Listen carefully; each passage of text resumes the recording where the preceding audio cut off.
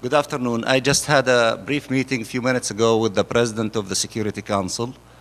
I gave him a letter about this latest aggression by Israel against our people in the Gaza Strip, in which they have assassinated a number of Palestinians in the Gaza Strip. Our understanding that the number of Palestinians killed in Gaza so far is 9, and the number is increasing, and there is a large number of people injured. The assassination was later on accompanied by attacks from the sea against the Gaza Strip from Israeli naval units, and they are mobilizing a large number of forces, ground forces, with the possibility of moving in the Gaza Strip.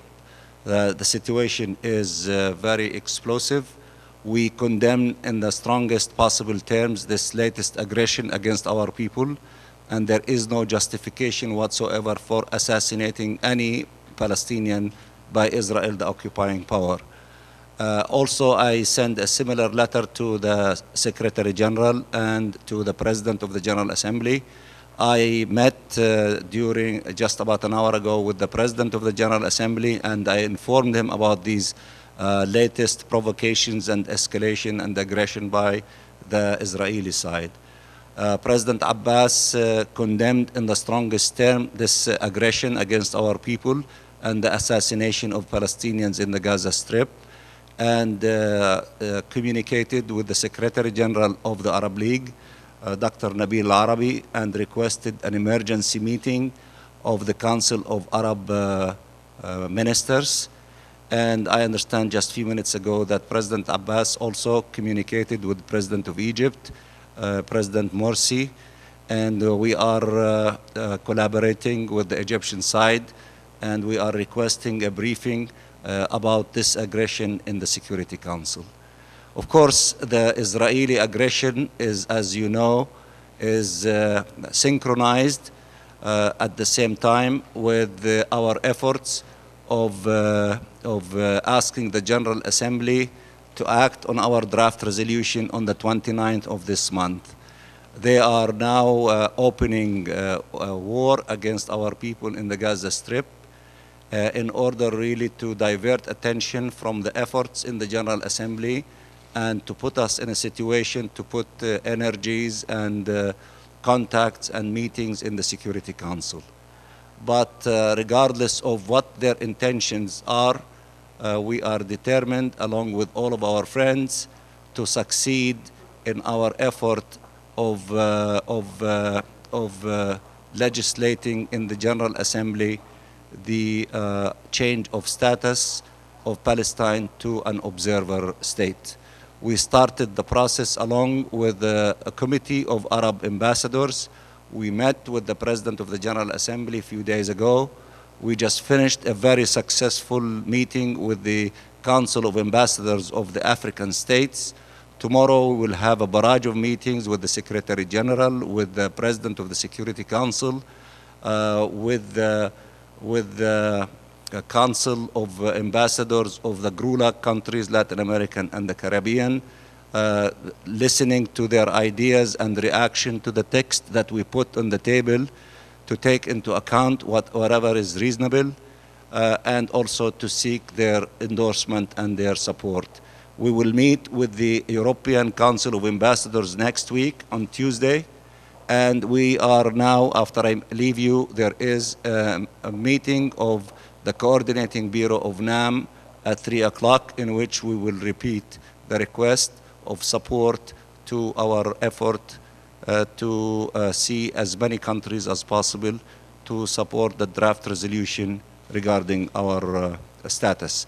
We will continue engaging members of the Security Council, especially the President, in the next few hours and during the night, in order to respond appropriately to this latest aggression against our people in the Gaza Strip. Go ahead. Ambassador, just to clarify, did you ask the President of the Security Council for an emergency meeting of the Council to discuss Gaza? And if so, how did he respond? Well, I asked him that this situation is threatening international peace and security, and we expect the Security Council to shoulder its responsibility in order, to ensure that international peace and security is maintained in our region. We are not excluding any possibility. We will explore all possibilities as we move ahead, because the information is coming to us as we speak, and this aggression is expanding, not to be restricted only to bombardment from the air, but the naval units of Israel are involved in this aggression, and there is expectation that ground forces might move into the Gaza Strip very shortly, so that the situation is escalating, and we are not excluding any possibility. Of course, we want the Security Council to act in accordance with its responsibilities to stop this aggression against our people and to condemn the assassination of Palestinians. One more question, and I need to run to a meeting. Yes, sir. Yes, sir. Ambassador, I wanted you to get your reaction to the apparent killing of the Hamas military commander that was part of the raids today. We condemn the killing of any Palestinians, regardless of their political affiliation. Assassination is illegal from the point of view of international law, and Israel is committing a crime through the assassination of Palestinian individuals and Palestinian leaders. In Arabic, yes. بالعربي مصر تقول أنها طلبت عقد جلسة طارئة لمجلس الأمن الدولي. هل هناك تنسيق بينكم وبين المصريين بخصوص الطلب، وماذا قال لكم رئيس مجلس الأمن الدولي؟ ما سمعتش الجزء الأول. مصر قالت أنها طلبت عقد جلسة لمجلس الأمن الدولي لبحث الوضع في غزة. هل تنسقون مع المصريين؟ وماذا كان ردة الفعل من رئيس مجلس الأمن الدولي حيال الاتصال الذي أجرتموه قبل قليل؟